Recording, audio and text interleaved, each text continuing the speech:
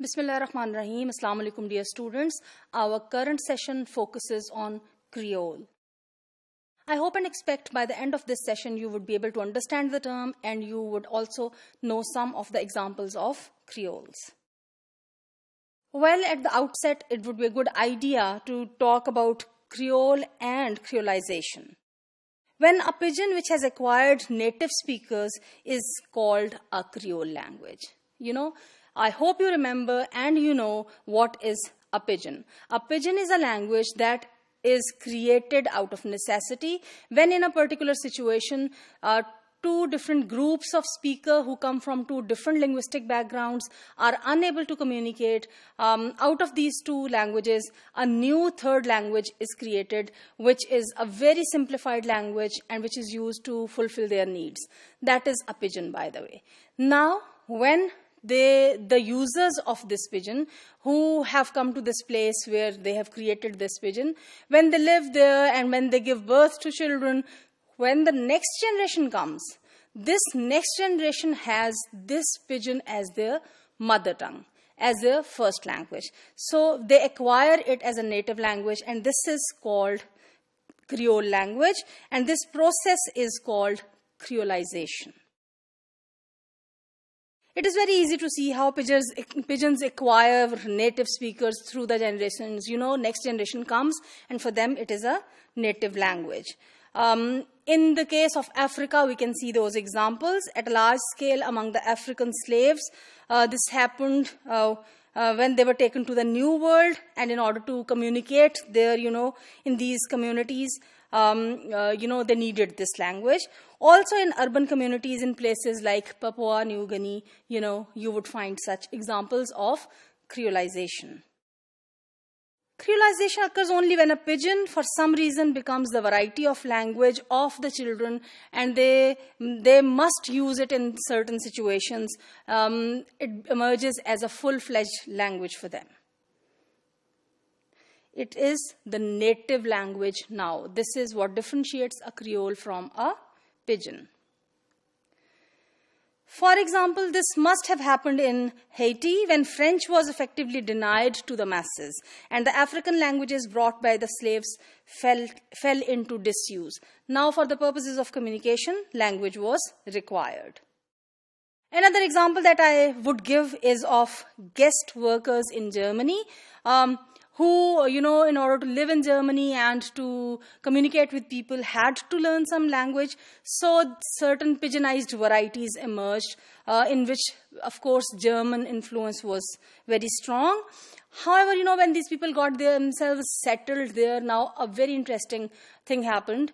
Their children did not learn these languages, which means then the new generation was born, they did not creolize it. The process of creolization did not happen. Why it did not happen? Because these children did not need it. They were now the members of that state where their parents came to as guests. Now, they preferred to learn German language as their mother tongue, as their first language, because they had to go to schools and they had to get education in German language. And because a full-fledged language, that is German, was available to them, they did not need to creolize this pidginized variety of language. On the other hand, there are situations where a pidgin is established into a Creole by the next generation. The example of Tok-Pisin is useful in considering how pidgins expand themselves. It was not until the 1960s that the pidgin was nativized, that is, the children began to acquire it as their first language. And thus, the process of its creolization started. Well, my dear students, at this point, it is also important for you to understand the process of decreolization. This happens when a Creole is spoken in a country where other people speak the Creole's lexical source language, from where the words of that language have come. For example, English. Since the latter has so much more prestige than the Creole speakers gradually shift towards that language. So, for example, the speakers of any Creole, in that case where English is available and English lexical items are a part of this Creole, they would shift towards English language. Sociolinguists have different terms that they use for that. The Creole that they call is basilect. The prestige language that is used in that situation is called acrolect. With the intermediate varieties lumped together, they are called mesolects.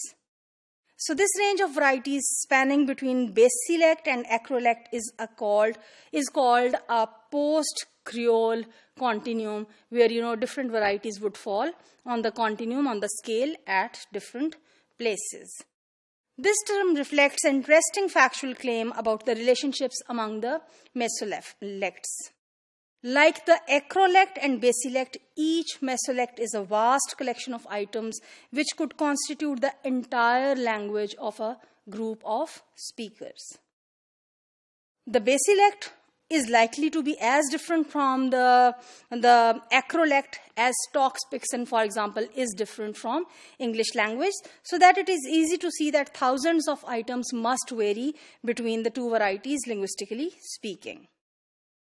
Each mesolect represents one combination of basilect and acrolect items, so it is easy to imagine rather a chaotic scene in which different mesolect combinations or combined items are, they are joined in different ways, and a lot of different varieties can be created within that mesolect. The claim that lies behind the term continuum, where on the continuum there are different stages of all this, is that the relations are actually much more orderly, and there is at least a strong tendency for mesolects to line up along a single scale from more basilects to the most, what you may call acrolects. So the shift takes place from basilects to acrolects, and the more developed varieties can be seen. Example is a series of alternatives. I came and carried it away. Now, if you take this example, I came and carried it away, allowed by the post-Creole continuum of Nigeria. See the example, please. Look at the first example. Look at the second example. I cannot pronounce it correctly. However, if you look at the first example, abinkam, it becomes, in the second example, akom. There is a slight change. Look at the third one. This akom part is retained. The last word, go, is changed into of. So, my pronunciations may be different because I don't know the language originally. But, you can see the graphological representations that are given here, which make the gradual development clear. Look at the fourth. This also shows that there is a change. These examples are typical, and then there are at least 4 degrees of height from the lowest basilect to the highest mesolect.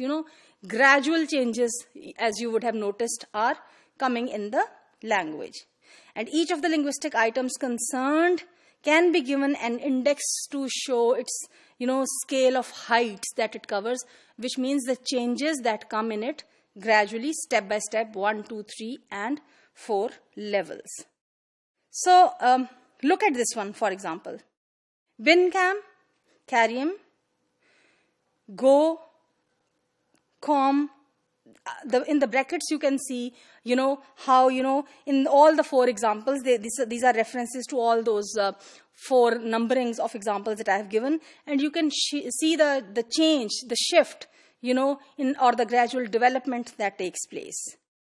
So overall, each mesolect represents a consistent selection on this whole scale, in which all the items are allowed to have some relative height, and this gradual process takes place in the whole process that takes place on this Creole continuum. I hope with the help of these details and these examples, you have some clarity on the idea of Creole.